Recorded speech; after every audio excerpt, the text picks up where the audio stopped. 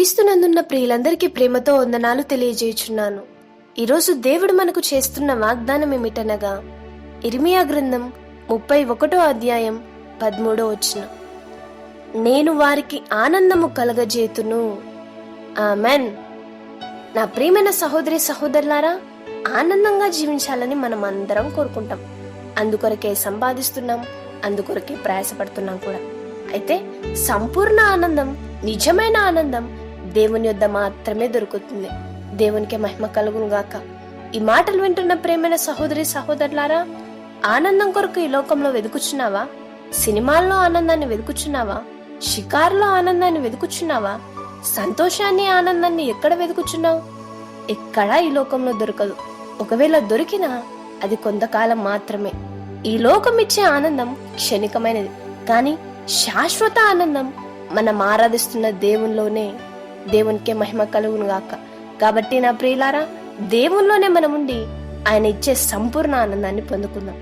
అలాగూ తీర్మానం చేసుకొని ప్రార్థన చేసుకుందాం. మహాపరిశుద్ధుడమైన తండ్రి, సర్వోన్నతమైన మీ నామమునకు స్తోత్రాలు చెల్లిస్తున్నాం.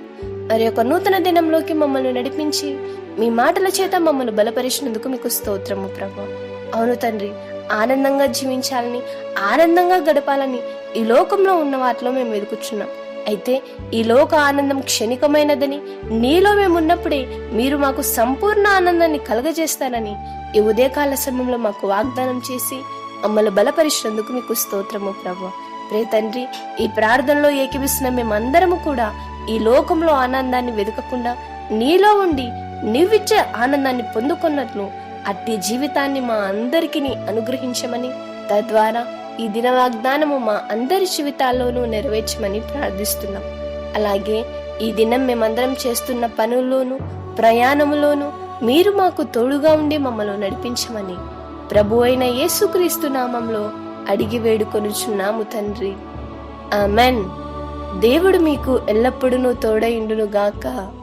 ఆమెన్.